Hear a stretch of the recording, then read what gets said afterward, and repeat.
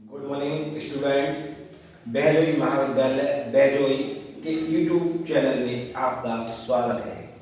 आज हम आपको इनकम टैक्स में इनकम फ्रॉम हाउस प्रॉपर्टी मकान संपत्ति से आय टॉपिक पर डिस्कस करेंगे। Income tax income tax income tax में आपको ये बताया जाएगा income from house property PROPERTY मकान संपत्ति से आय। Income from house property income के 5 स्रोतों में से दूसरा head income from house property है। इनकम फ्रॉम हाउस प्रॉपर्टी के अंतर्गत वो मकान आते हैं जो किराए पर उठे हुए होते हैं। जो मकान किराए पर उठे हुए होते हैं उनके लिए इनकम फ्रॉम हाउस प्रॉपर्टी निकाली जाती है कि उस मकान से कितने रुपए की हमें इनकम हुई। उसके लिए सबसे पहले सकल वार्षिक मूल्य निकाला जाता है। सकल वार्षिक मूल्य ग्रॉस एनुअल वैल्यू। सकल वार्षिक मूल्य ग्रॉस एनुअल वैल्यू।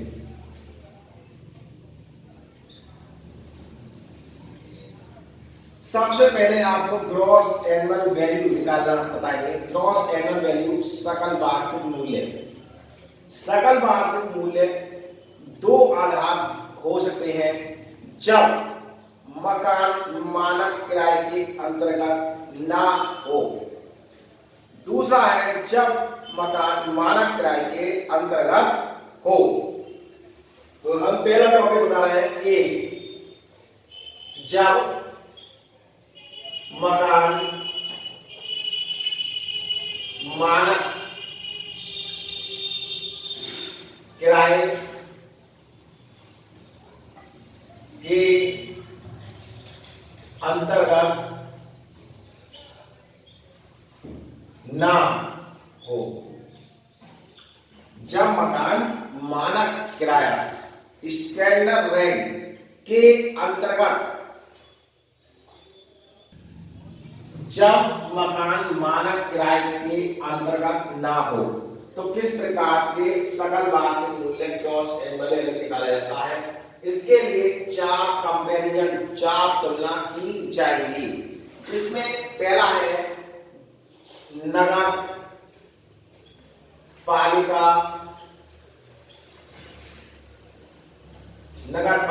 मूल्य। जो नगर पालिका मूल्य दे रखा होगा उसको दूर को लिख दिया जाएगा। दूसरे पॉइंट पर आएगा उचित किराया।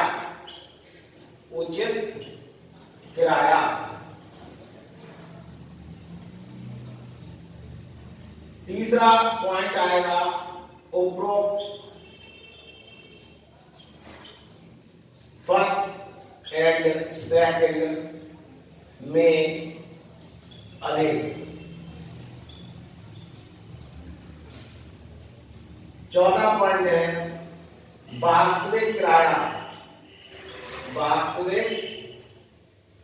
किराया। पहला पॉइंट है नगर पालिका मूल्य म्युनिसिपल वैल्यू, उचित किराया फेयर रेंट, उपरोक्त फर्स्ट एंड सेकंड में अधिक। जो इन दोनों में अधिक होगा वो थर्ड पॉइंट बना दिया जाएगा जिसे बोलते हैं एक्सपेक्टेड रेंट। फिर है वास्तविक किराया एक्चुअल रेंट। जो इस तरीके से हमारे 4 पॉइंट हो गए 1 2 3 4। इसके बाद हमारा सकल वार्षिक मूल्य, सकल वार्षिक मूल्य थर्ड एंड फोर्थ में अधिक, जो थर्ड एंड फोर्थ में अधिक होगा वह सकल वार्षिक मूल्य होगा। सकल वार्षिक मूल्य ग्रॉस एनुअल वैल्यू। इस तरीके से हमारा पहला पॉइंट समाप्त हुआ। अब इसके बाद बी पॉइंट बताएंगे। अब हम आपको डी, अभी ए पॉइंट समाप्त हुआ, अब बी, जब मकान मानक किराए के अंतर्गत हो। अभी हमने बताया कि मानक किराए के अंतर्गत ना हो, और अब हम आपको बता रहे हैं मानक किराए के अंतर्गत हो। तो सकल वार्षिक मूल्य किस प्रकार से निकाला जाएगा? इसमें 6 कंपेरिजन किए जाएंगे, उसके बाद सकल वार्षिक मूल्य निकल कर आएगा। पहला पॉइंट, नगर पालिका मूल्य। नगर पालिका मूल्य, नगर पालिका मूल्य जो होगा वो लिख दिया जाएगा क्वेश्चन के अकॉर्डिंग। दूसरा है क्या नाम है, उचित किराया, उचित किराया। तीसरा पॉइंट है उपरोक्त फर्स्ट एंड सेकंड में अधिक। चौथा पॉइंट है हमारा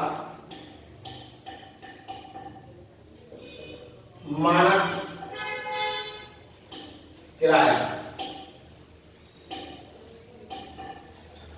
पांचवा पॉइंट उपरोक्त थर्ड एंड फोर्थ में अधिक।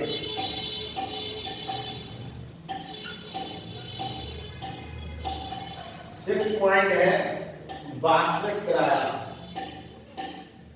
उपरोक्त थर्ड एंड फोर्थ में कम। 6 पॉइंट है वास्तविक किराया। फिर आएगा सकल वार्षिक मूल्य, फिफ्थ एंड 6 में अधिक।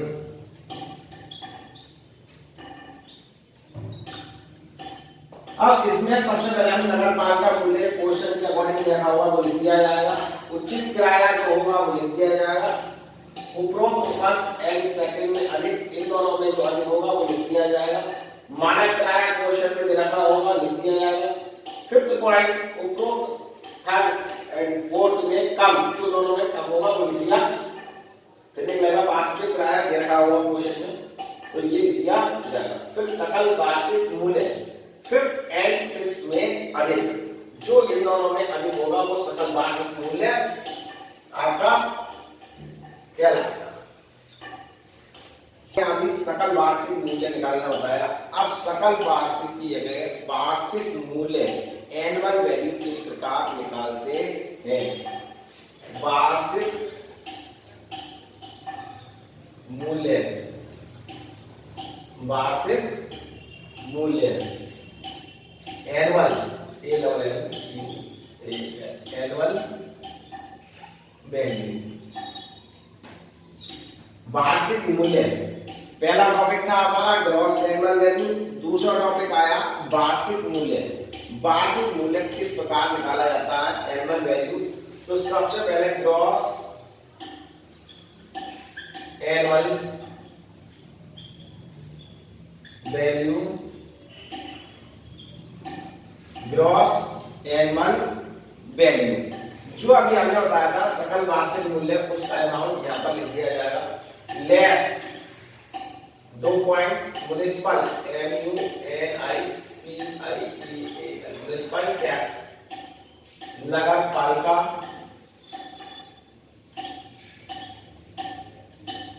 कर। दूसरा है अनरियलाइज्ड रेंट,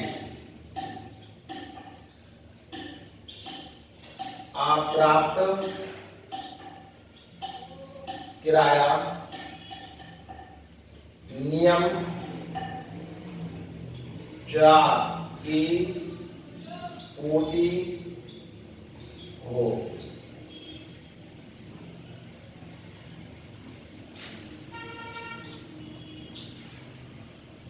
इसको ग्रॉस एनुअल वैल्यू का अमाउंट जो होगा वो लिख दिया जाएगा, उसमें से म्युनिसिपल टैक्स, अनरियलाइज्ड रेंट, नियम 4 की पूर्ति हो, तो दोनों लेस कर दिए जाएंगे। इसका अमाउंट यहाँ पर आएगा, इसका अमाउंट यहाँ आएगा, और जोड़ने के बाद यह इसको कहेंगे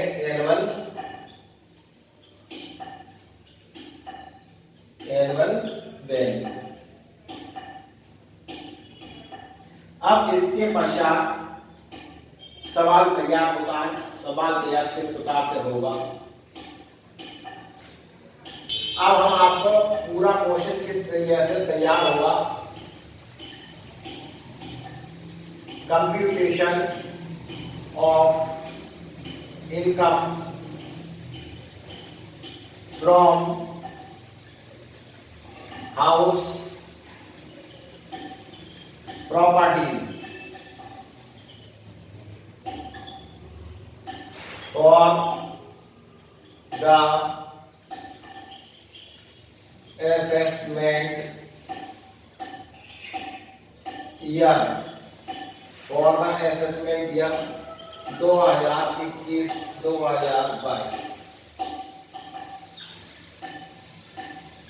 क्वेश्चन तैयार करने से पूर्व पहले हेडिंग डाला जाएगा, computation of income from house property for the assessment year 2021-22। जो हमारा कार्यधारा वर्ष है वो 2021-22। इसका फुल परफॉर्म बताया जाएगा। सबसे पहले gross annual value less municipal tax, unrealised rent, नियम 4 की पूर्ति।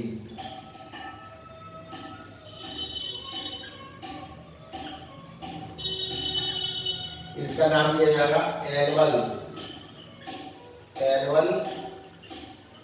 Value, gross annual value. पहले हम कंपेरिजन करके निकालेंगे जैसे आपको अभी सिखाया। उसके बाद म्युनिसिपल टैक्स, अनरियलाइज्ड रेंट, यदि क्वेश्चन में देखा नियम 4 की पूर्ति के साथ दोनों का टोटल करके इसमें से लेस कर दिया जाएगा और एनुअल वैल्यू वार्षिक मूल्य निकल जाएगा। इसके बाद less deduction 30% of annual value. इसका 30% जो अमाउंट आएगा वो लिख दिया जाएगा। एड क्वेश्चन में कभी कभी अनरियलाइज्ड रेंट रिसीव दे रखा होगा तो लिख दिया जाएगा। दूसरा है arrears, ARREARS, arrears rent receive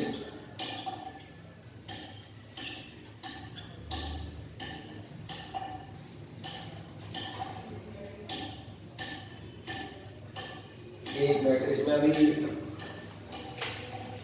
इसमें अभी जो है थोड़ा सा एक पॉइंट और रह गया। इसके डिडक्शन के बाद less interest on loan, interest on loan,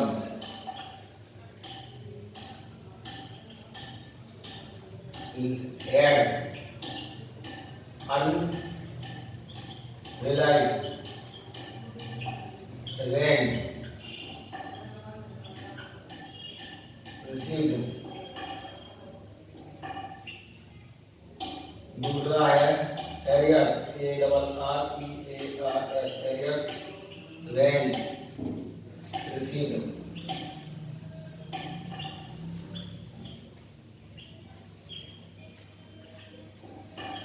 ये आ गया इनकम फ्रॉम हाउस प्रॉपर्टी।